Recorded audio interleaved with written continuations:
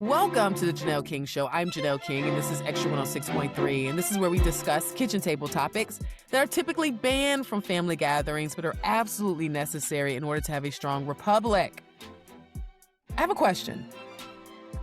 What happens to a society when looking in the mirror becomes a lost art?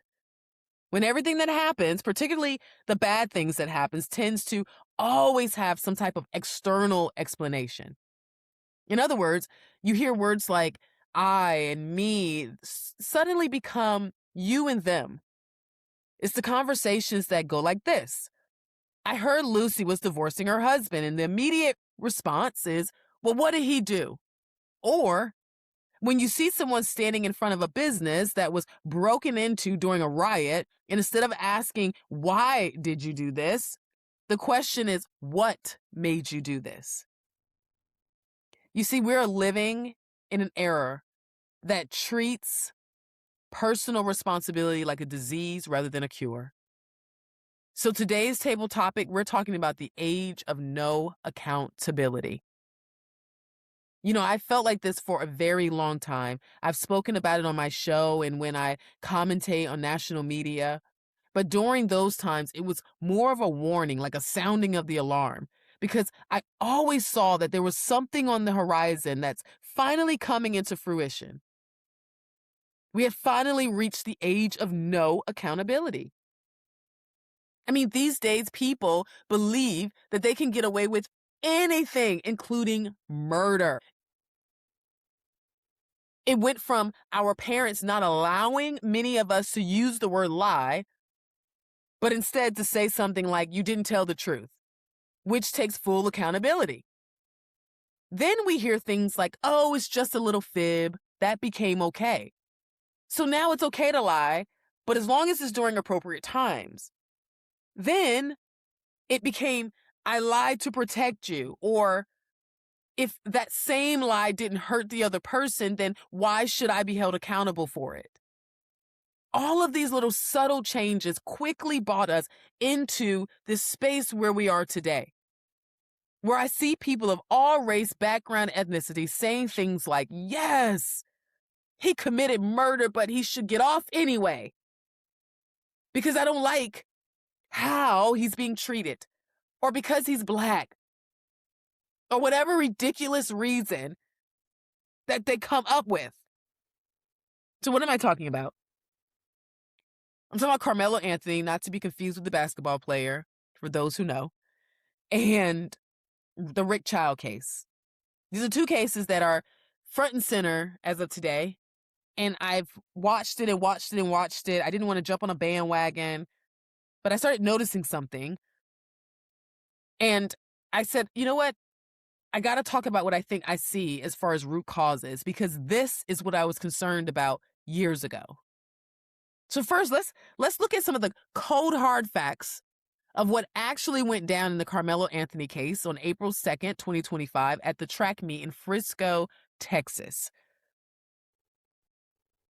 So to be clear, on that day, it was a severe weather day. It was pouring down rain, or rain was expected to be pouring down. So 17-year-old Carmelo Anthony decided that he wanted to walk himself under the tent designated for a completely different school. Not his team tent, the other school's tent. There he was met by the Metcalf twins, Hunter and Austin, who confronted him and told him that they wanted him to leave and that he doesn't belong there. A verbal argument breaks out. Let's start there. Why are we arguing? If you're not supposed to be there, you're not supposed to be there, but whatever. But then witnesses say that Anthony refused to move, and instead he reached into his backpack, and then you hear him say, touch me and see what happens. And we all saw what happened. Austin Metcalf then stepped back and physically pushed Anthony to force him out of their tent. And the immediate response to that push, Carmelo pulls a 3.5-inch pocket knife out of his bag and plunges it directly into Austin's chest, piercing his heart. And according to court reports, the knife literally went into one side of his heart and out of the other. But what did Anthony do? Did he jump down and try to perform CPR and say, oh my God, I was scared? No. He doesn't stay to help. He doesn't call the ambulance. He flees the stadium on foot, dumps the weapon nearby, leaves a 17-year-old kid to collapse and die on the bleachers, all while coaches were desperately trying to perform CPR. And on June 9th, 2026, 19-year-old Carmelo Anthony was found guilty of murder. He was sentenced to 35 years in prison for this stabbing of Austin Metcalf, where he died. Now, Anthony's team, his legal team, fought hard on the self-defense angle and the whole sudden passion angle, claiming that he reacted out of fear and chaos during a rainy confrontation. The jury rejected it within hours of deliberation. And honestly, I don't believe the witness statements reflected that defense either, because they, from my understanding, I believe they had at least 20 students come and speak. They were all witnesses or quote unquote, saw something. And as a result of it, they all said that they didn't see anything that was threatening. So the trial went by pretty fast, and he got 35 years. You would think that would be a closed case, right? Like, we found out, we the system worked, it did what it did. Pretty straightforward. He was under the tent, he was arguing with him, he threatened him, he encouraged him to push him. It felt like, I'm going to say that, it felt like he wanted to have some harsh, heavy confrontation. And no one knows why, because he didn't take the stand to even defend himself. So much that he tried to get the officer arresting him to agree that he was defending himself while he was still on the scene. An officer who did not see what happened, but he did ask, isn't this self-defense or something like that? He didn't ask the officer if Austin was alive or dead. And that theme of selfishness continued until the day of his sentencing. And when his parents, who raised over $1 million for his defense, but are under speculation because they're saying that they may have spent the money, I think $500K on a house or something, allegedly. And allegedly they weren't in the courtroom when their son was sentenced either, which I thought was crazy. But some may say that it was too hard to hear, that your son was going to be sentenced. And, that I call bull on that. It's not as nearly as hard as it's going to be for Carmelo. So I think you should have shown up. So you have that case and all of that. But now I want to take you to South Carolina, and let's talk about Rick Child. Because on May 28th, 2023, outside of a Shell gas station in Columbia, South Carolina, a case just wrapped up in court where a 14-year-old boy, Cyrus Carmack Belton, walks into a convenience store owned by Rick Child, and the Child family suspects the teen of possibly shoplifting water bottles, and after seeing him handle them near the cooler, Carmack Belton then leaves the store, and the child and Mr. Child and his son, Andy, pursue him on foot, I guess trying to see if he stole something. And the investigators later confirmed that the kid did not actually steal any merchandise, but here is what he did have in his possession. An illegal, because he's 14, loaded, semi-automatic 9mm pistol. Now, according to Mr. Child's defense attorney, Sean Kent, the bag Carmack was carrying had nothing but a gun inside. So while they're following him, apparently the teen trips and falls or something. And according to sworn court testimony from Rick Child's son, Carmack, the young boy, pulled out that pistol that was in his book bag and pointed it directly at him, at his son, Andy. The son screams whatever warning to the father. And as a result, Mr. Child, Rick Child, shoots one single shot, striking the teenager in the lower back. Or how his attorney describes it, it was a certain type of shot that just wasn't quite a back shot. What people don't realize is the shot, Brandon, came from right to left, slightly upward, back to front. And why that's important is everybody's saying back. It's really a flank shot, as you know the difference. So there's a difference between a back and there's a difference between a flank. And medical examiners are usually reluctant to say back because it has such a bad connotation. It's really a flank shot, and we talked about it. So for people looking, the shot is going from right to left, which would support the human body turning slightly this way. And if there's one person in the front, someone behind them, and somebody facing this way, it would support a right to left shot. And so Rick Chow's, whether people like it or not, his accounting of what happened on the 911 call, the body cam, and to me, all supported what the evidence will say. People don't want to hear that, but it supports the evidence. And yeah, I think I'm a pretty damn good trial lawyer, but I'm only as good as what the evidence is going to show. If I'm sitting up there lying and I look like a liar, the jury's going to convict. And so now that you know that, now that you have that information, continuing on, the shot was fired, and Chow immediately tried to perform CPR while waiting for emergency services, but the wound was fatal. And just a few days ago, the jury looked at this evidence. They weighed the reality of an armed individual wielding a loaded firearm during a confrontation and acquitted Rick Chow of murder. So what do these two cases have in common? Well, they are both at the forefront of a potential race war because of those who refuse to take accountability. Look at how the mob responds every time one of these verdicts drop. Whether it's Carmelo Anthony being sent away for 35 years or Rick Chow being acquitted by the jury of his peers, the script from the public never changes. It is a textbook case of mass evasion, a complete and total refusal to accept basic accountability. And instead of looking at the destructive behavior that led to these tragedies, what do we see? We see immediate protests. We see the media spinning a narrative about a manufactured race war. We see activists flooding social media, weeping about how the justice system is broken and how America hates Black people and how these kids are just helpless victims of a cruel and biased machine. It gets difficult because, man, we as a people, if the world is not going to treat us differently, it starts to turn into, well, like your therapist would say, what can you control? It's not enough to just hate the Asian store and burn them down and boycott them. And I do think all of that. I'm at a point now where I'm just like, enough. We can't with y'all. Y'all don't with us. And it's obvious. And we are put in a position by a bigger master to be taught not to with each other. So you as the model minority always see us as beneath you. And yet you need us because you could never put a store in the master class's neighborhood. If we won't unite, I mean, the Asians and Black against the master class, then we can no longer with y'all. Because it's just not working. We should be finding you. No.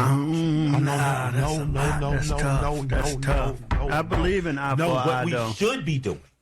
Not saying what we're going to do. Meaning the thought comes up. I am aware of the Arab struggle and the Palestinian struggle because in my lifetime, I have seen men strap bombs to themselves to say, you will pay this attention. And I'm telling this country, you're coming to a point of crisis with a group of people who, right or wrong, we're here. We're part of the fabric. We have nowhere else to go. But if you're training groups of people to see us as beneath, if we're participating in that stereotype due to circumstance, this is what we know. It is much easier for a community to march outside of a courthouse and blame an abstract systemic boogeyman than it is to look in the mirror and ask the hard questions. You see, accepting reality means admitting something deeply uncomfortable. And that's that a 19-year-old carried a lethal weapon to a high school track meet and used it. And in the case of Mr. Child, a 14-year-old kid was walking the streets with a loaded semi-automatic 9mm pistol illegally. And when you strip away all of the political theater, the public outrage isn't actually about demanding justice. It's a defense mechanism. It's a desperate attempt to protect a narrative of perpetual victimhood. Because if you happen to admit that individual choices, poor impulse control, and illegal behavior are what causes these outcomes, then you'll have to admit that the solution isn't a protest. The solution is personal accountability. And by coddling this outrage and shielding people from the consequences of their actions, the media and the activist class aren't helping anyone. In fact, they are destroying the very communities they claim to protect. They are teaching a generation that the rules of the game don't apply to them and that universal metrics of success are a joke. And that as long as you can scream loud enough about racism, they'll never have to take responsibility for their own actions. We have to stop enabling the delusion. A system that holds individuals accountable to the law isn't broken, but a culture that rewards people for dodging accountability is truly broken. I believe this entire public meltdown is driven by the result of a few psychological issues or traps. And we're going to address those right after the break. You're listening to The Janelle King Show right here on Extra 106.3. I'm Janelle King. We're just getting started. Don't leave the table. We'll be right back. Hello, everyone. My name is Suzanne Guy, and this is the Church's Moment. There is an incredible opportunity to start a distinct pro-life ministry at your church. We started one at our church about 5 years ago, and the fruit has been tangibly beautiful. We do monthly meetings that educate and equip the body of believers on sanctity of human life issues from womb to tomb by bringing in and featuring different pro-life leaders from all over Georgia, as well as featuring different ministries like post-abortion healing ministries or foster care ministries. There are so many great community partners out there. And then the second part of this pro-life ministry is having a care team.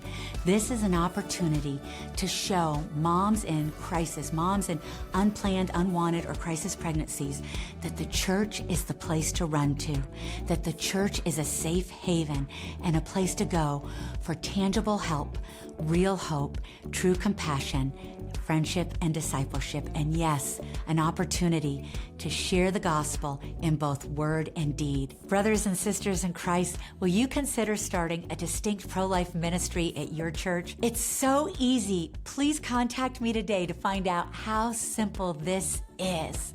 You can contact me at my email, proverbs31:8@att.net. This is the Church's Moment. I thought it was manslaughter too. They saying guilty of murder on Fox right now. They saying guilty of. Texas has stand your ground law, penal code 9.31, 9.32. He had no reason to retreat. You don't have to retreat. Understand your ground. He had a right to be there. He was not the aggressor. This whole thing been racist. It was supposed to be a public court. They had a private court, all-white jury. Accountability and justice served, man, that's just what I'm looking for. You know, I don't think we can set a precedent anywhere. If you come up, push me or shove me, that I can just automatically reach for a knife and, you know, murder you. I believe in self-defense, don't get me wrong, proportional. But I just don't think, because this would end up setting a precedent right here, in my opinion.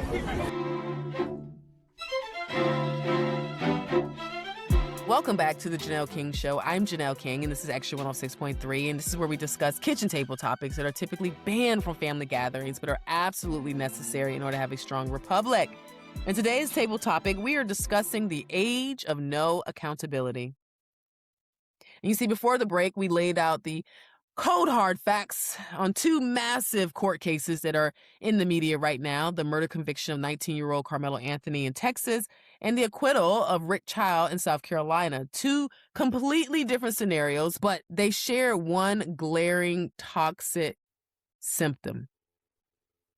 A public mob and a mainstream media machine desperately trying to turn individual reckless choices into a manufactured race war. So we already talked about how society has completely lost the art of looking in the mirror, how they've traded the words I and me for it, you, and them.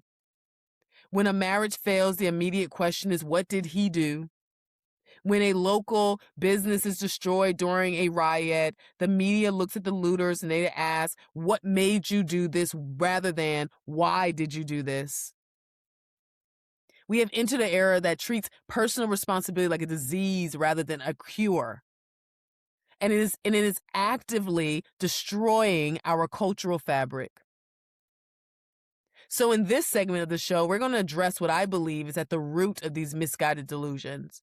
Why are people running from the mirror? Why has accountability become public enemy number one?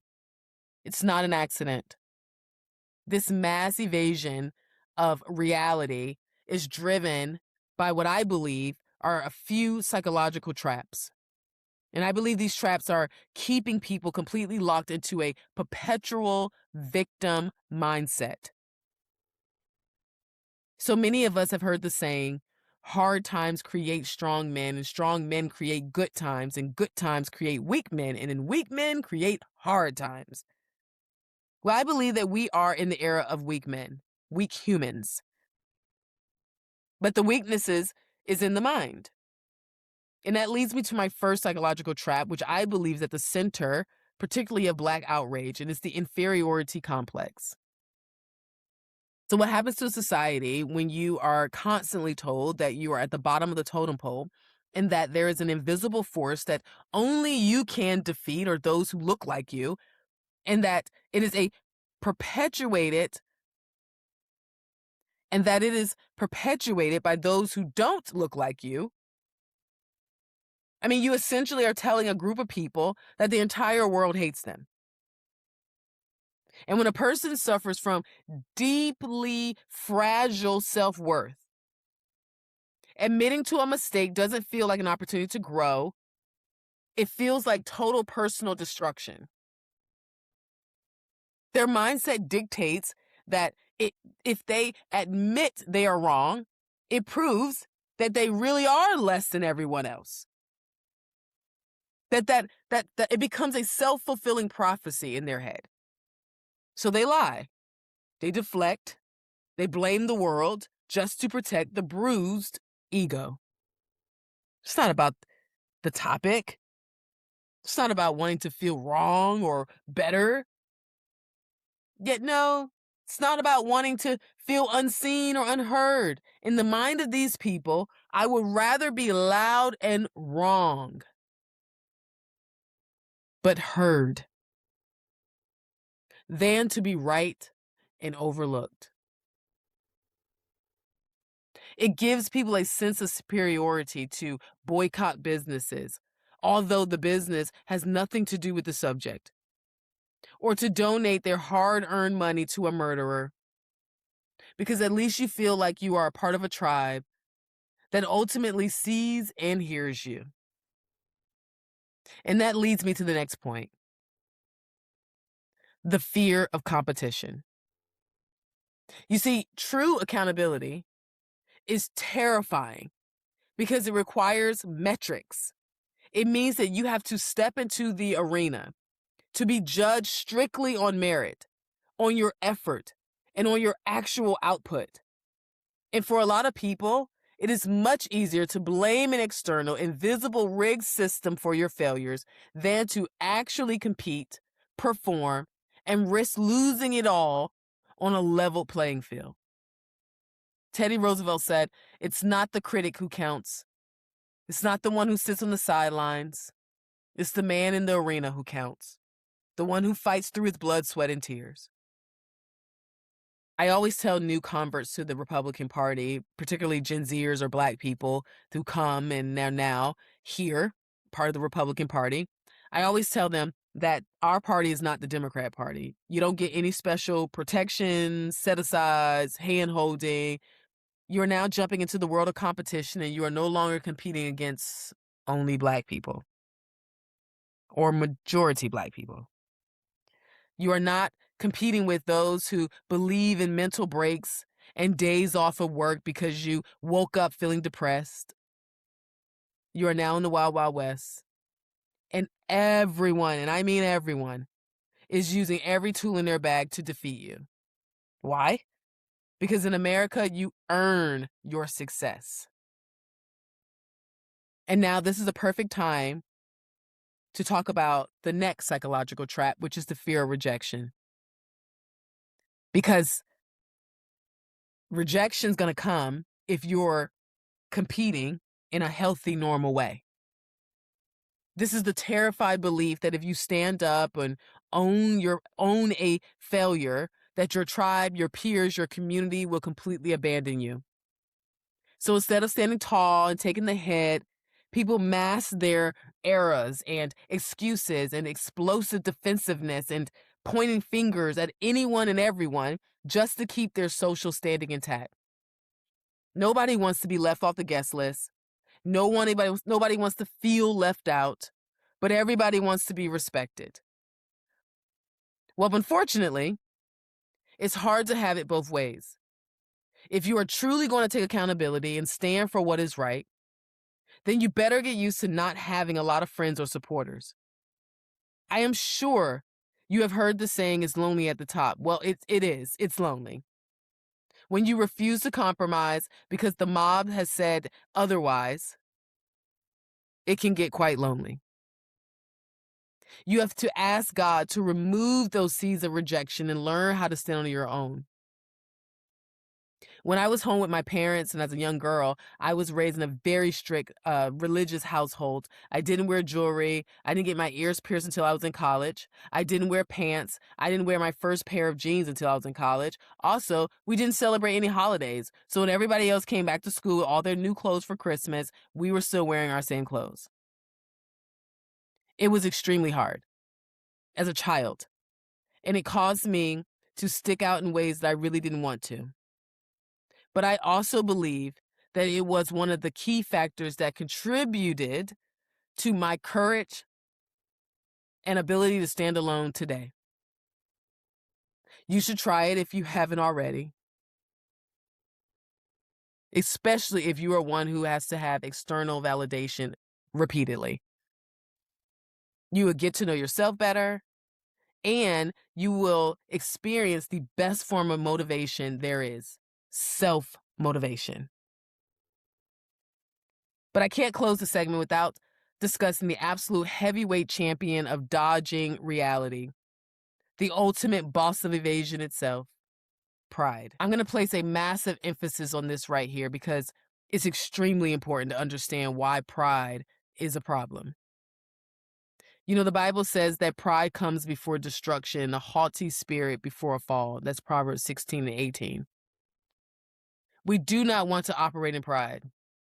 Pride is the deadliest blocker of them all.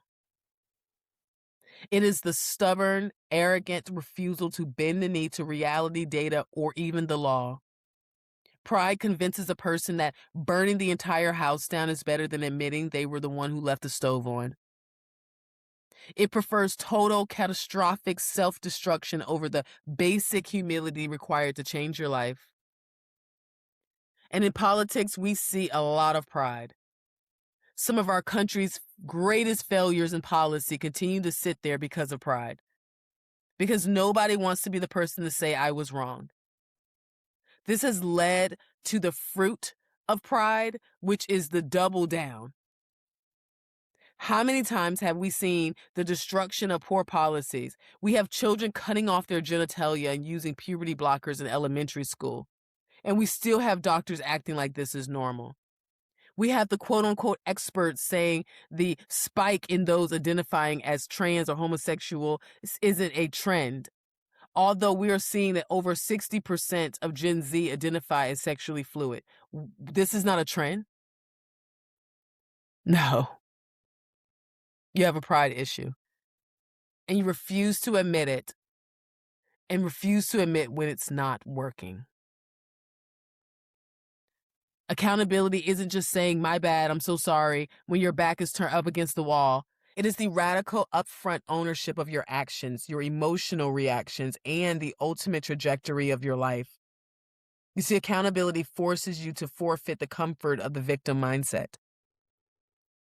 Who's paying the price for this culture of evasion?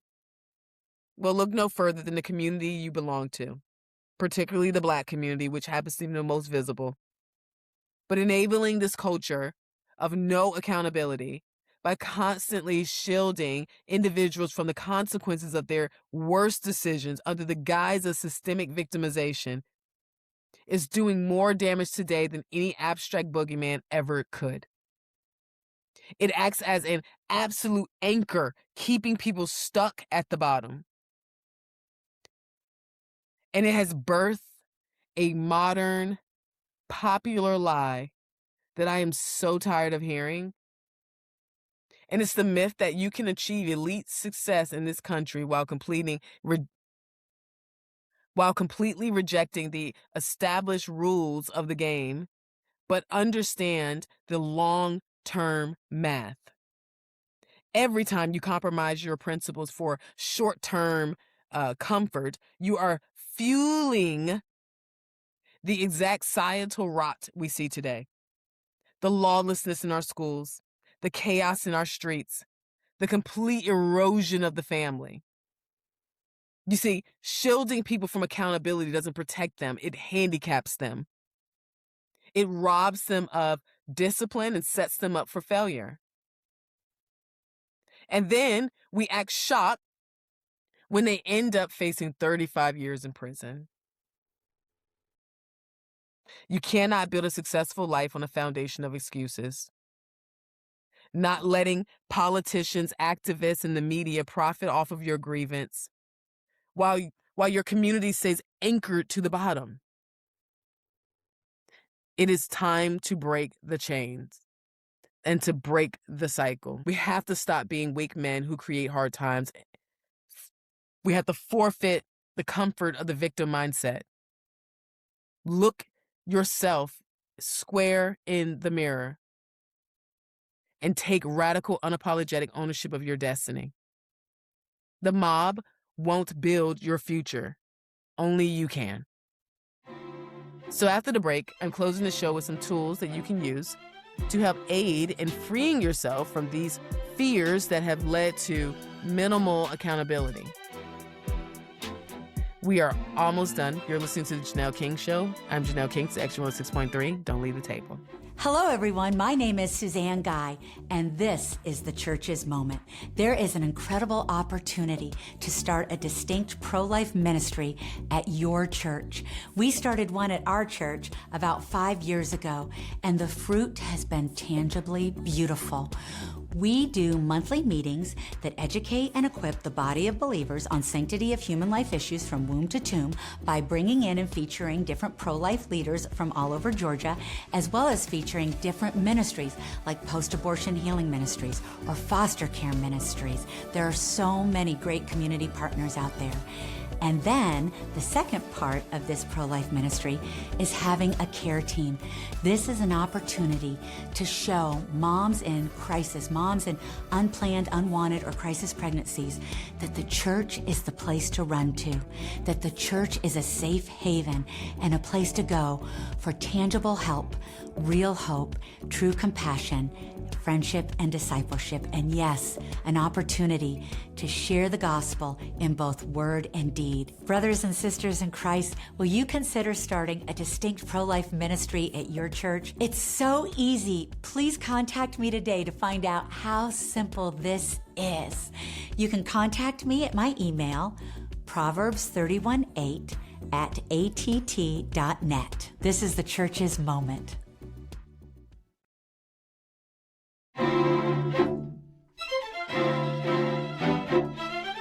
Welcome back to the Janelle King Show. I'm Janelle King, this is Extra 106.3, and this is where we discuss kitchen table topics that are typically banned from family gatherings but are absolutely necessary in order to have a strong republic.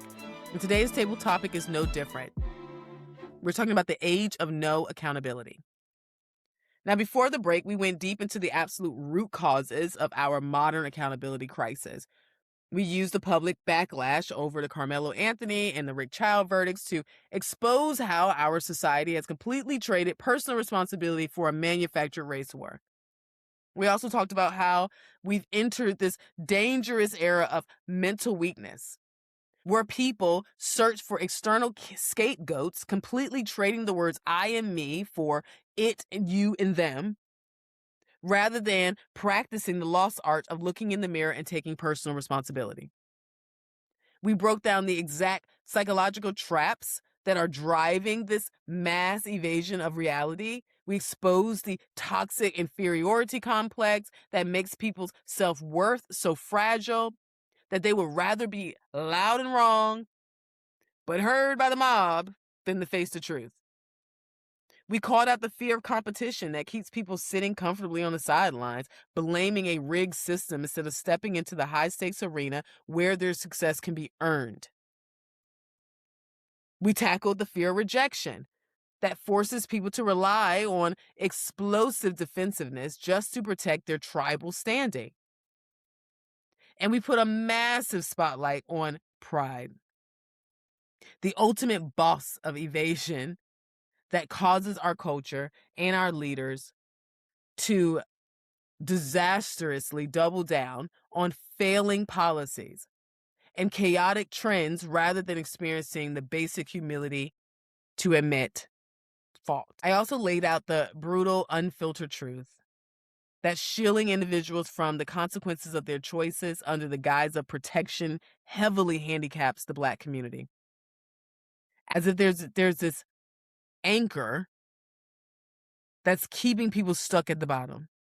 Because true success cannot and will not ever be built on a foundation of grievances. So we tackled the fear of rejection that forces people to rely on explosive defensiveness just to protect their tribal standing. And we put a massive spotlight on pride, the ultimate boss of evasion that causes our culture and our leaders to disastrously double down on failing policies and chaotic trends rather than experiencing the basic humility to admit fault.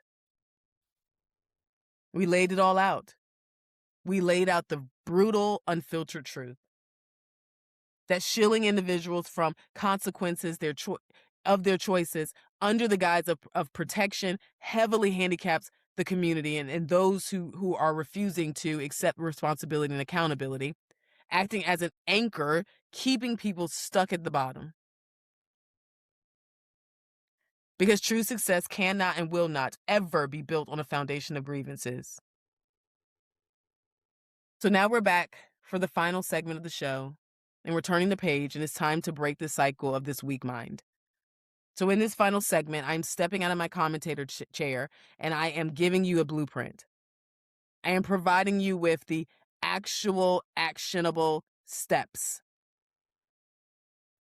that you need right now to confront these fears, to kill the victim mentality, and to free yourself from the cultural traps that have paralyzed personal growth for far too long. So I'm going to talk to you straight from the heart because this is the truth. Some of you listening are trapped. You're trapped in those psychological spirals. You're trapped inside of your own mind, locked in a prison built by the fear of rejection, the fear of competition, and a massive wall of pride. And I get it. I really, really do. It is exhausting to feel like you are constantly fighting to be seen, or terrified that you dropped your guard and admit you made a mistake to the people only for them to turn around and walk away. That fear of being left out, that pain of feeling inferior. It is a real human emotion, and I can validate that. But hear me when I say this. Understanding your pain is not the same as excusing your stagnation. If you're ever going to break free from the age of no accountability, you have to experience a radical, fundamental shift in your mindset. You have to stop viewing accountability as a punishment and start viewing it as the ultimate power. So I want to break down the shift that you can make right now. First, We have to deal with the crippling fear of rejection. We have a generation that is completely drunk on external validation. You support narratives you know are a lie, like men having babies. And then you defend behaviors you know is destructive, just so you can say that you're on the guest list. You have to ask God to heal the spirit of rejection and to cultivate the courage to stand entirely alone. Because the moment you decide that your self-respect and truth matters more than the temporary applause by the mob, you become very dangerous. Then there's the fear of competition. A lot of people are terrified to compete because of their self-worth is so tied up in their fragile inferiority complex. They think that if I try my hardest and I still lose, it means I really am less than everybody else. So they hide behind excuses. They blame the system before they can even lace up their shoes. When you step into a competitive environment, whether that's a new job, a boardroom, or starting a business, and you fail, that failure is not a death sentence. It's just data. It is a roadmap showing you exactly where you need to tighten up, work harder, build discipline. The Republican movement, the conservative mindset, we thrive on merit. We don't offer hands or to hold or special participation trophies.